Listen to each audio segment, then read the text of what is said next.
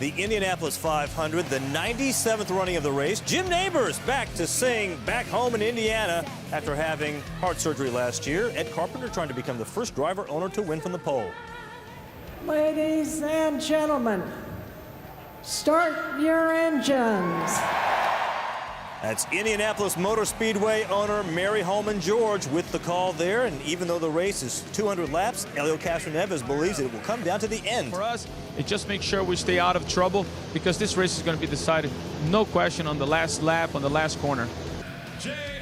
J.R. Hildebrand and Takuma Sato, well, they can agree with Castroneves. In 2011, remember, J.R. was one turn away from victory, but he crashed in the wall, allowing the late Dan Weldon to take the lead and get the victory. Hildebrand's crew thought he had the win, and look at that, stunned by what had just happened there as he was approaching the finish line.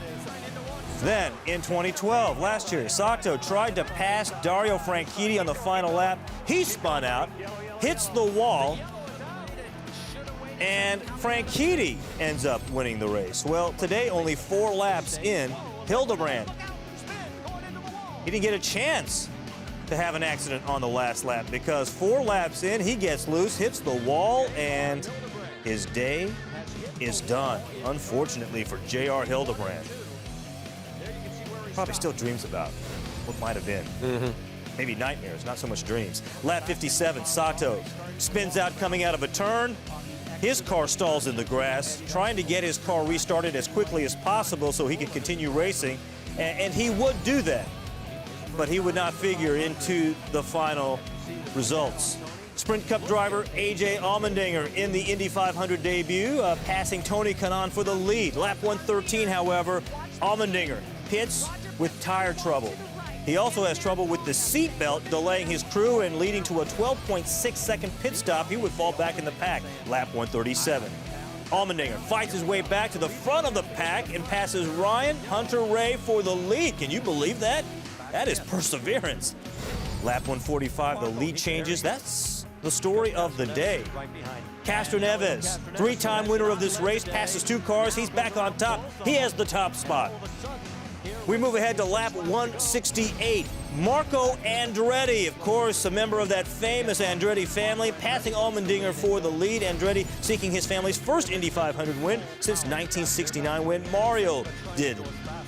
Here on lap 176, Tony Kanaan, though, passes Andretti for the lead, and then with 11 laps to go, Kanaan and Hunter-Reay battling down the stretch. Hunter-Reay passes Kanaan for the lead. Kanaan had led the most laps of any driver in this field and 3rd most all time by never winning the race. But with 10 laps to go, Kanaan goes down low, passes Hunter-Reay for the lead. 9 laps to go. Hunter-Reay regains the lead as they pass the start-finish line with 9 laps to go. And then with 8 laps to go, this is how much they were going back and forth. They hit the line.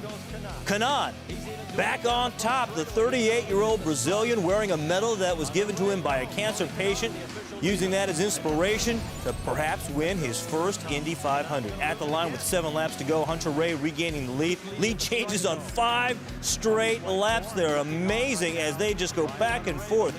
And then Graham Rahal would hit the wall and spin out, bringing out the caution. And as they get ready to restart, Kanaan has one thing in mind, and here's what the Brazilian had to say about his strategy. Well, boys, I'm going to go for it. It's going to be all or nothing. Hunter-Reay has the lead on the restart. However, Kanaan goes low, takes the lead. Look at that move. Carlos Munoz, the rookie, he's in 2nd. Hunter-Reay falls back to 3rd. And shortly after the restart, defending champion Dario Franchitti going for his 4th Indy 500 victory, hits the wall, brings out the caution, and Kanaan's wife, Lauren, she knows what just happened. This race will end in a caution, and that means that Tony Kanaan will get his first victory at the Indianapolis 500. He had led, again, the 3rd most laps for a non-winner entering this year's race.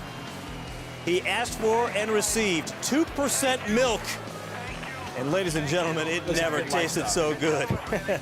No Indy 500, of course, complete without kissing the bricks. He and his wife and his crew, there they go, the Indianapolis 500. That milk Those bricks never tasted so good, I guarantee you that, as Tony Kanaan pulls off the victory there. Kanaan, with his 15th career IndyCar Series win, oldest first-time Indy 500 winner since Eddie Cheever Jr. was 40 back in 1998. Kanaan, the Brazilian, 38, and this is his third straight Indy 500 top 5 finish.